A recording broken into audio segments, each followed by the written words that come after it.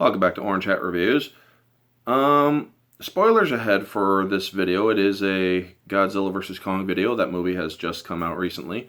But I do have some theories as to, or that pertain to this movie. Specifically about spoilers ahead, so I'll give you guys a few seconds to click off before you get spoiled. So, yeah. Okay, that's enough time. So, yeah. Everybody knows that Ghidorah's skull is in the movie, and Ghidorah itself, or rather its mind, is in the movie and possesses Mechagodzilla. Now, one has to wonder what led up to the possession. And I actually have a theory that I actually wrote down in 7 sequences, or 7 events as I put them, because you got to think of it from the monster's perspective, you know? I mean, they don't know words like we do. So I did kind of put it as best as I could, you know? So basically, the first event would be its reawakening. As soon as they activated the head and to test out the thing, it would be very confused. It'd be like, what? Where am I? What's going on? Why am I? Where is the other thing? You know, Godzilla. Because, well, it did get killed by Godzilla. Why can't I move? It would be very disoriented. And it would realize, well, oh crap, I don't have a body. And then it would shut down because, well, the humans would be done with that particular test. Then the second test, or a second event, sentience, awake again. And this time they would be integrating with Ren Sarazawa, where they would try a mind uplink, like they do in the movie. So he would feel it through, or he would feel that other mind. He wouldn't communicate with it, but he would feel it, and he can see through its eyes. He would basically be able to see through Ren's mind and know that he's in some sort of mental body. This would, or now there are steps that could be in between here, because I doubt that Mechagodzilla was freaking made in 3 years, but he would basically be knowing that, okay, they want to put me in a body. And so another one, or other steps between 2 and 3, would probably involve Ghidorah learning that it does have a body, because when he takes over this body, he has pretty good understanding of how it works, as we see in the movie, you know? So he would be like, okay, they're moving hands, somebody's saying something, somebody's talking to the mind that I'm connected with, and then it starts to feel tired again. Oh crap, it doesn't want to go offline, but it can't really do anything to stop it at this point. So then the integration would begin in the next phase. They would be doing it more and more and more. And he awakes in the body again, the metal body that we know to be Mechagodzilla, with that other mind, but this time they're moving other parts of the body. They're testing the systems out, basically. The humans are testing, or Apex is testing out the different functions of Godzilla, or Mechagodzilla, rather. And he would basically, or Ghidorah would be, at this point, smart enough, even if it is the head of Kevin, the idiot, as we all know him to be, from King of the Monsters, he would still be smart enough to learn and to observe around him. He would know that this rich dude, that we all know to be Simmons, would be the one in charge. Because as you know, he went right up to Simmons and just killed him in the movie. So yeah, he would be curious and whatnot. He'd be like, okay, that's one person that needs to die later on, you know? Now, the fourth, which would lead to the fourth event, the journey.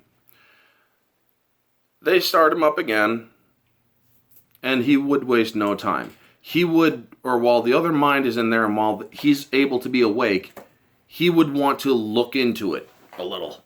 He would want to try merging a little bit with the mind, but without tipping off that mind, so to speak. And we're dealing with an extraterrestrial who could actually possibly do that. So there is a potential that it could actually do it. So he would look into this mind and learn, like, what is this thing that they're putting me into? Okay, they call it a mecha. They want me to combat others like the one that killed me and my brothers. Where are my brothers? Because remember, this head was separated while the other two were still alive. So it wouldn't know that its brothers were killed. But then, by being in Serizawa's mind, it would know that it was, or that the others were killed by Godzilla. And it would know that they call it by two names, Godzilla or Gojira. And believe me, folks, when somebody, or as all the movie tropes where somebody is killed and they're coming back to life, they would basically say, yeah, I could never forget the one who killed me, So, he would be looking into Serizawa's mind and learning as much as he could. And now he knows that they're trying to find something that can keep the mech awake longer, because they don't have enough power. So his journey would basically get him to learn all of this at this point, which would then go to event or test 5, discovery.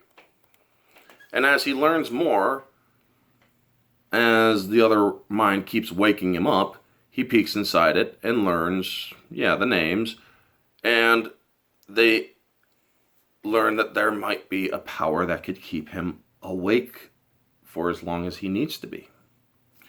So, at this point, he's willing to go back to sleep. He knows that they're basically trying to do whatever they can to wake him up longer. Now, this would lead to the next one in the movie, where we see the first test of Mechagodzilla, the first one in the movie, where he kills the Skullcrawler, where he would be awake and it would be like, okay, I see a smaller thing. I haven't killed anything in a while, so let's kill. And Ghidorah uses lightning, or the gravity beams as we know it, but he would call it lightning, most likely. That's my theory, anyway. And he says, I use my lightning, which is now red for some weird reason, and destroy it with ease. But he doesn't realize that he's giving out way too much energy to do this. So when he killed that thing, he doesn't really have enough time to celebrate the fact that he finally killed something, So it'd be like, no, wait, oh, crap. And then he's asleep again. But then they get the power source, This would be the 7th event, Total Freedom, where he finally wakes up and or where he's like this, and then they wake up, where it's just like, he just wakes up and goes on a killing rampage. And this is basically how I feel. He would be in total glee.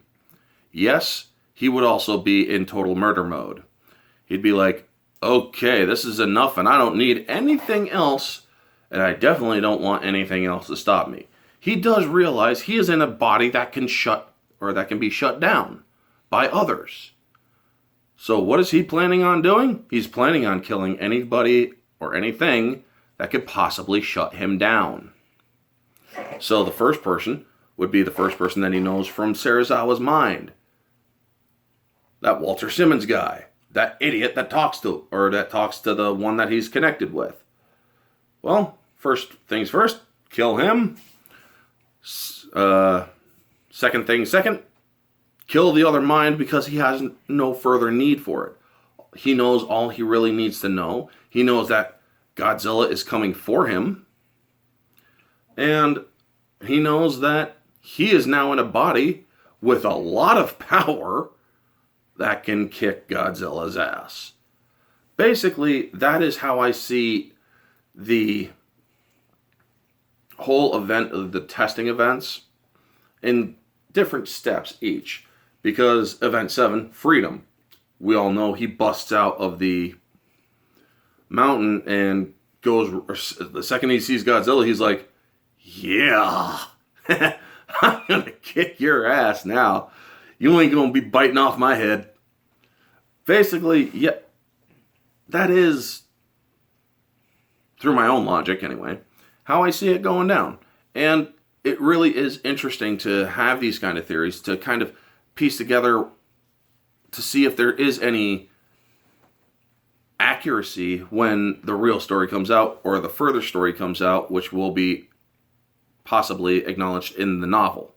Now, one of the cool things that I did when King of the Monsters was coming out was I did these little POV things, where I did POVs of the monsters: Godzilla, Rodan, Ghidorah, and Mothra. And one of the things that I did with Mothra's POV was I stated she has genetic memory. She's remembering stuff from her, or she remembers stuff from her previous lives, all of them. And then later on, the director, Michael Dougherty, actually confirmed that to somebody who asked it, and it's like, holy crap! So my POV, when I haven't even seen the movie yet, was actually true, which is pretty cool when you think about it, you know? Anyway, folks, that is going to be the video. I just wanted to give my little theory on Ghidorah and how he would slowly wake up, because him knowing how to use that body to that much efficiency, it does make you wonder, how many times did he wake up in the machine? What did they do to get him to learn the nuances of that mechanical body, you know? So it does, or so I basically had to theorize it, and hoping that when the book comes out on the 6th, I'm getting it the same day that it releases, which is pretty cool. I'm going to see if my theory pans out. Anyway, folks, also a shout out to Altiori, because she actually has those are awesome theories too. She has come out with some pretty crazy theories, but also some pretty entertaining ones as well. So big shout out to the channel Altiori. And she did ask that I would tag her to this, so I am going to tag her to it when I'm done uploading. So anyway, folks, that's going to be the video. You all know the drill. Like, comment, subscribe, share, all that jazz. Let me know your thoughts down in the comment section below. What do you think of the whole Ghidorah waking up in the machine thing? Do you think that it would take more than 7 steps, possibly maybe 10 or 12 or more, to get Ghidorah fully integrated? Or what else? What other kind of theories do you have? Let me know all your thoughts in the comment section below, folks. This has been Orange Chat Reviews. Stay humble.